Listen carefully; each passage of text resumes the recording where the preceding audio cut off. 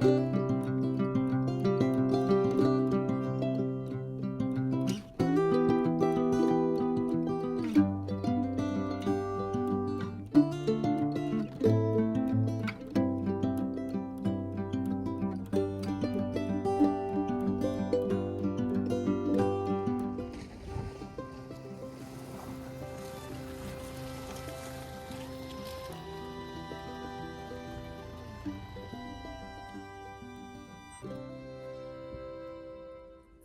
hello everybody and welcome back to another video.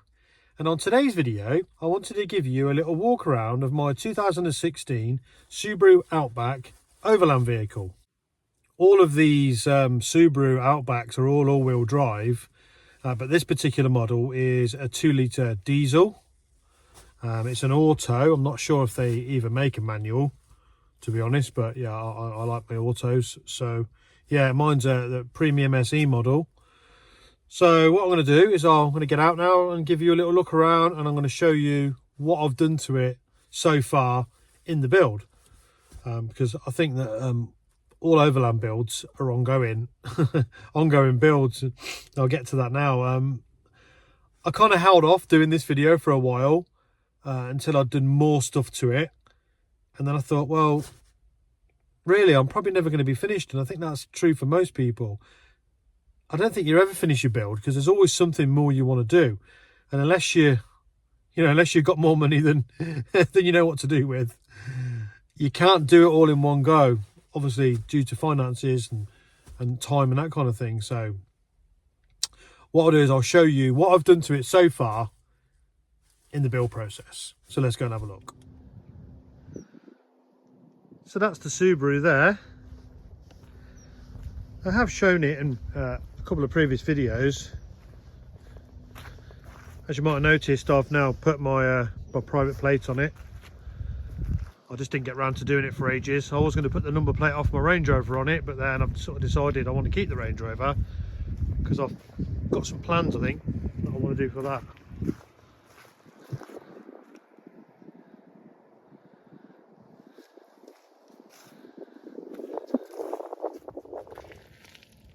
As you can see, I've still got standard road tyres on it. That is an upgrade I'm planning on doing. I've got the Bridgestone Jewelers on there, and they're I believe they're a 225 60 18. Yeah, I think I'm going to stick to the 18s because I quite like the wheels, and the profile is still pretty meaty. I'm going to go up a size though. I am going to put some all-terrains on it. I did definitely plan on that. It's probably the next upgrade I'm going to do. But the thing is, at the moment, is it's got loads of tread still on the tyres. I bought it like that with those tyres, and the tyres they're nearly brand new. So it doesn't make sense just to get rid of the tyres just so I can put all-terrains on it. And, you know, as I've been using it, it's been fine. I haven't really felt the need for all-terrains. But I haven't really gone off-road. But I have gone places that were a little bit, you know, a bit muddy and slippy, and to be fair, it was pretty good in standard form. But the main reason I really want all-terrains is for the puncture resistance that you get with all-terrains, you know, and they last a lot longer. So when the time comes and these tyres are not looking so good, definitely a set of all-terrains going on there. Sort of toying between a Falcon Wild Peak or a Yokohama Geolander. You might have seen in a previous video that I'd done, I put Yokohama Geolanders on my caddy van. So far I've been really happy with them, but they've only been on there a few weeks, so I can't really give a verdict or even a review on them yet, but they've been quite good. Yeah, you don't really notice that they're all-terrains, to be honest, so that's quite a thumbs up for them. But let's go and have a look at the rest of it. So another thing we haven't really talked about yet is the suspension. As you can see, it's still standard height. I haven't done anything with the suspension as yet. I mean, it is down a little at the back, but it is parked on a bit of a hump. The front's a little bit lower. I don't know what the other side looks like.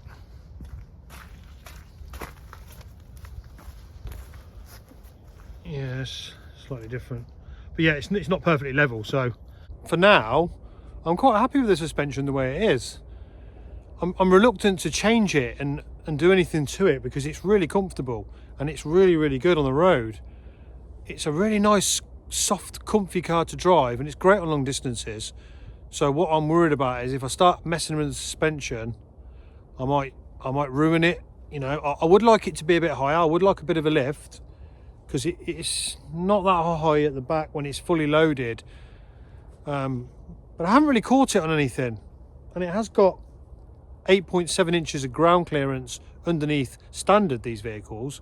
So it's not like it's really low or anything. It has got pretty good ground clearance. But yeah, I'd like a little bit more. So it's something I've looked into. And again, it's not that simple to get stuff over here in the UK for these vehicles, because they're not that popular. Not many people really run a Subaru Outback in the UK. You don't really see many of them. Most of the stuff is over in America. So yeah, it's not that easy to get things. What you probably want to see is the roof tent. So let's get the roof tent open and I'll show you that. All we do is we undo these little latches. One-handed. Yeah, not so easy one-handed.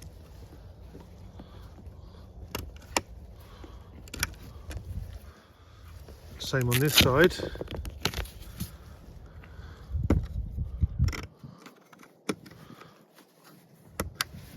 I mean, it takes half that time when you're not holding a camera.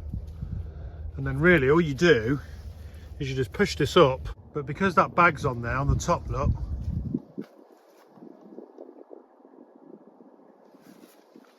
that bag makes that shell, that hard shell, makes this hard shell a little bit heavier on that end, so it doesn't pop up as easy.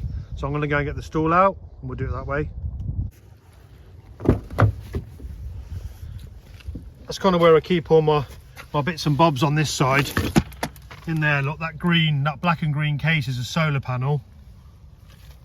Behind there, you can see that little bit of green there. That's a Kelly kettle. That's a bivy loo in there, that other little green thing. And I've got some water down there, extra water. There's some containers with tin food in it. But I always keep that stool in the car. It's a great little table, and also it helps me just to stand up and give it a little bit more leverage when I'm pushing it. So let's get that open.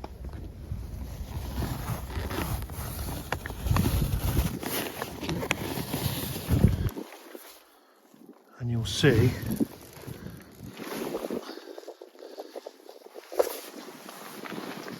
it'll pop up on its own now, look. Take this little like strap on a hook here. Take that off. Just let that flick around. And we're going to get the ladder out. Well, I was just about to put you on the tripod so you could see me get the ladder out and set the roof tent up, and I broke the tripod, look. I broke one of the legs off. Look at that, it just snapped. All I did was opened it and it just completely snapped off. So yeah, you're gonna have to bear with me. I'm gonna have to get the ladder out, and then I'm gonna have to show you the tent after I've got it set up. So yeah, these things don't always go to plan, do they? Right, I got the ladder set up. So now I'll take you for a little tour up into the tent.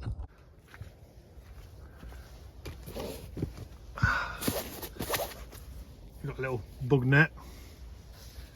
And there you go. That's my humble abode in there. Let's jump in. Right, we're in. There's my sleeping bag. That's sort of tucked up. What I do is I roll that up there. Let me try and pull it out so you can see. It's a double Coleman sleeping bag. It's supposed to be rated to about -10, I think, C, something like that. Never really tested it in that temperature yet, but yeah, it sort of sits the whole length of the tent, look, as you can see. And up there, look, I've got some lights. I don't know if you can see them on the video. Some LED lights just there, look. And they're just ran off this little power bank. It's an Anchor power bank, and I just plug it in there and they just plug in to these. And you've also got some underneath as well, which is quite good. So these are the windows.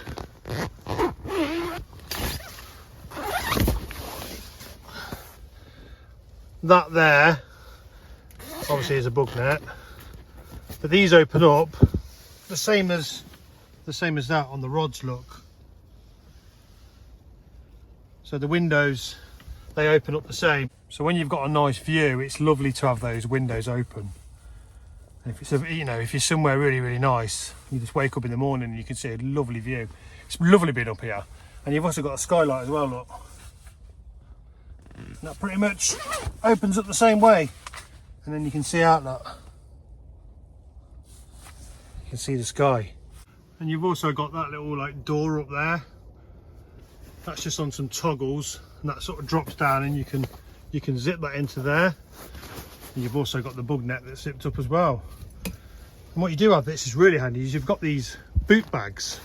These are brilliant. Let me open them up and show you. So you're getting your tent, you're sitting up there, and you just pop your boots in there. You've also got like a 3-inch foam mattress, which is pretty comfortable. I mean, I'm a bit of a fussy sleeper, so yeah, it's comfortable enough. It could be more comfortable. I am toying with the idea of maybe putting some memory foam on there, but I'm not quite sure how to do it, because if I add any height, I don't think the tent will close very well.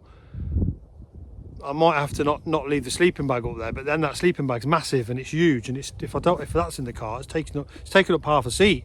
It's massive. So I'm not quite sure yet on that one. I haven't quite decided what to do, but I'm sure I'll let you know when I do. But yeah, if you've got any ideas, put them in the comments below. Any ideas how I can make that better? I don't really want to have another sleeping mat there in the car that I have to like roll out and put up there. So I want it to sort of stay up. I want it to stay up there in the tent, because I don't really want stuff in the car, because I'm trying to keep space, as much space in there as possible, because in an overland vehicle, space is a premium. That's what the tent looks like, all set up on the car. Let's have a little walk around it so you can have a proper look at it.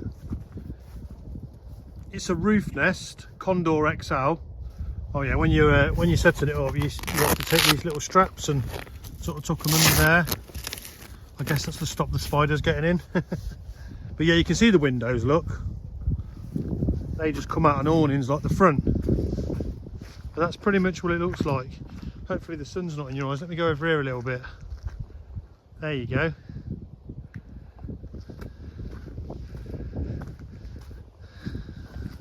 $100-watt solar panel on the roof.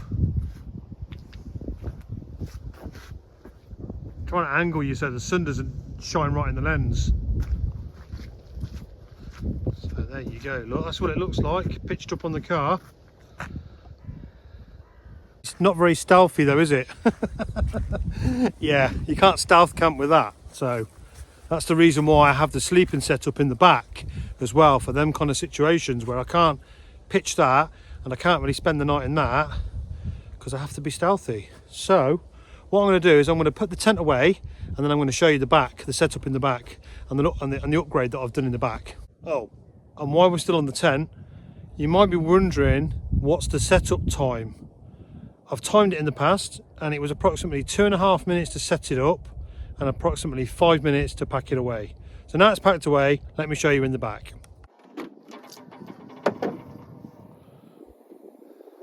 Right, the first upgrade, I've got a 3-inch memory foam mattress.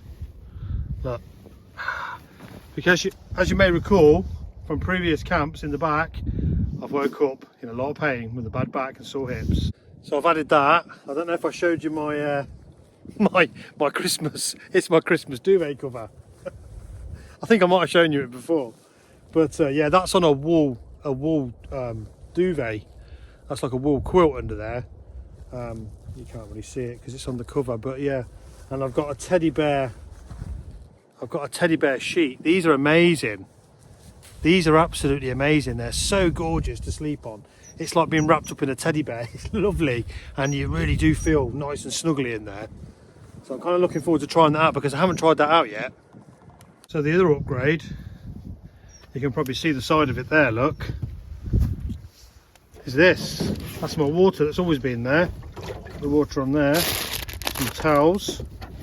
My tea and coffee, which normally is It's normally there under the back seat. So this is my drawer.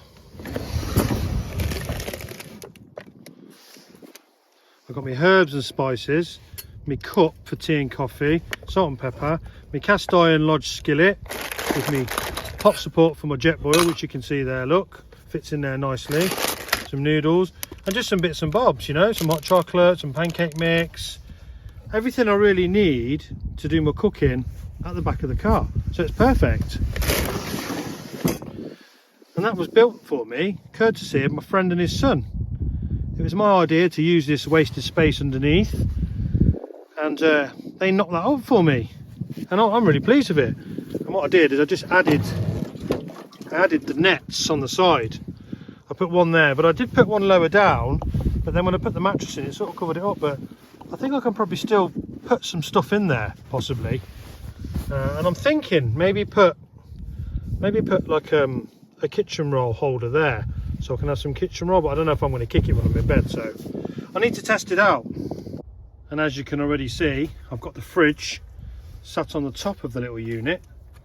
That's my Alpacool 35 litre 12 volt fridge, and it's a compressor fridge, and it also has a little freezer compartment.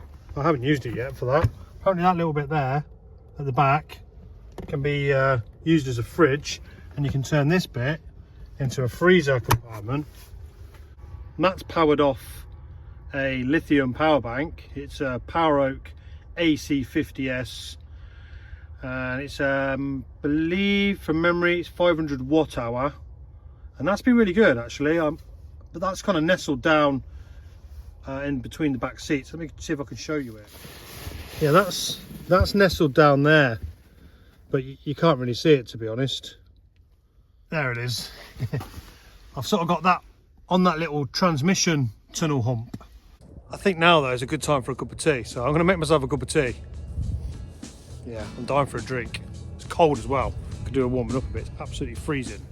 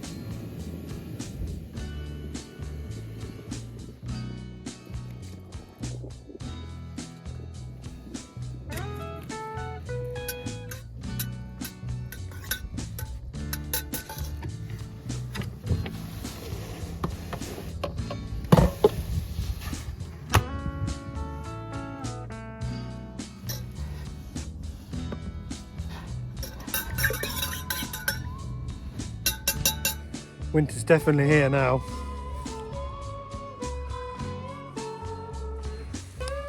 It's getting really cold. Let's go and enjoy this cup of tea with a view.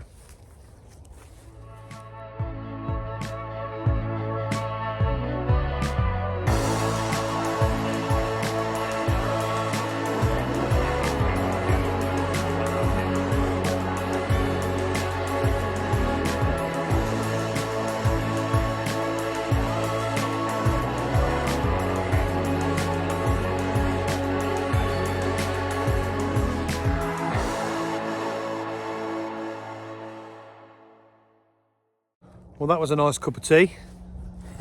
I really enjoyed that.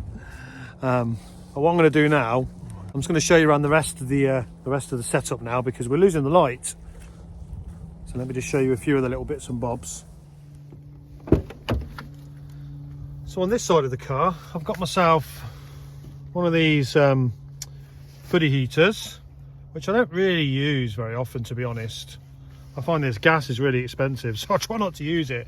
I haven't really had to use it. I got myself a little Trekology chair there. I've got a book in case I've got no internet connection. This is just my sort of shower tent stroke toilet tent, which I pop up, but again I don't really use it very often.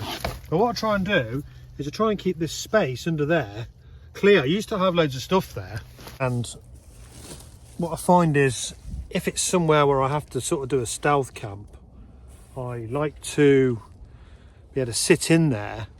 So what I've done is I've kept the seat up. See, I've kept the seat up. I haven't got the seat folded down. I've kept the seat up and it's in the recline position because it actually reclines. So what I do is I just move this box onto the bed, just chuck that onto the bed over there, and then I can actually sit in that seat and I can actually use it. So if the weather's really bad, like it's getting cold now, I'd be wanting to sit in there because if it starts raining, that's where you want to be. Previously did a video, if you go back and look at the video, car camping in Devon, I think it's a residential car camp, I had to park in a little community car park, so I had to sit in there and cook some noodles. But that's pretty much it really, and I've got a little bag on the front seat, like a bug out bag, look. I've got my bug out bag there on the front seat, in case I ever need anything. I've got all my camping gear, all my essentials in there. So that's always there. That's always to hand if I need it. And we've also got the wind deflectors, or rain deflectors, whatever you want to call them. There, so you can have the windows slightly open to about here. The rain doesn't get in, so they're really handy. So you can have them down at night when you're sleeping in the car. And having those tinted windows on the back, they're like limo tint on the back, so they're really, really dark, so you can't see in. But I do think I need to get some sort of window covers as well, just as an added extra bit of security. I've also got my little camping box there. That's got a lot of my camping gear in. Let me just move that out of the way and I can show you. And I've got my little USB fan on there as well for the summer. This stuff up there. And I sort of just access that from this side. So I've got my plates. I've got a load of like plates in there, bowls and that kind of stuff. Look, I've got some glasses in there, some for me eggs, colander. I've got another rechargeable USB lamp, some gas, cutlery in there, utensils in there. So I'm just trying to keep all that stuff in there. And also that doubles as a table when I'm in bed. I can put stuff on there, so it's quite handy. It's quite handy for that. I mean, it would be nice if I had something else there, but then I'd have to probably get rid of the seat. So yeah, I don't really want to do that. So for now, that's what's working for that. Oh, and also my curtains. I've got my curtains. They just pull straight across. See the little line, look. Little cord. They're tucked in there, look. One just keep popping off sometimes though. Just pull them across and they sort of velcro together. So when you're sort of in the back there, gives you a bit of privacy from the front. And I've got some collapsible buckets, collapsible bucket there. I've got a collapsible like sink type thing. I've got a little bit of food in there. And I also keep some stuff stuffed in this little gap in there. There's a little gap in there. You can't really see it. I've also got another little stool there down the side of the bed. Some kitchen roll that I'm thinking of putting there. And I've got a little toiletry bag here because there's like a little space in there. So I just sort of keep stuff stuffed down in there. So that's pretty much it really, to be fair. It's quite a basic build. I just like to keep things simple, to be honest. You know, and trying to just use as much space as possible. I've got some ideas about some other stuff I want to do, like I'll show you what I want to do. You see them little quarter windows? What I want to get is like a little molly panel for there, but I just can't seem to find any here in the UK, because I think that would be a good idea, just to be able to put some extra bits up there, because it's like wasted space, isn't it? So I'm always looking, trying to think where's the wasted space and what else can I do to maximise the space in the vehicle, because like I said earlier, space is a premium. I did consider having like some drawers and having the mattress on the top and having some drawers underneath, and some people have actually done that, but what I find with that is if I do that, I don't have a great deal of headspace. I've only got enough headspace now in there, so when you're in there, you know, it's not a massive amount of headspace in there. Right, I've jumped in the car now. It's getting a little bit nippy out there, and also we're losing the light as well. It's getting dark now. So hopefully you've enjoyed the video, and hopefully you found something you know, informative. Hopefully you found it useful, because you might be doing a build yourself. That's probably why you're watching this video. I mean, when I was doing my overland build, I did research on YouTube and I was looking at other people's videos to get ideas and tips. So if you are building something, let me know in the comments below. Put it in the comments, tell me what you're building, because I'm really interested. I like to know what other people are up to and what they're doing, and you know, because we can all learn from each other. So if you've got any tips, also pop them in the comments below as well. And also, if you have any questions about anything, you want to know anything that I may have missed, just ask me. Pop them in the comments as well. So yeah, just put your questions there. That's me done now. I'm going to get myself off home, and I'll see you on the next video. Thanks for watching. See you later. Bye.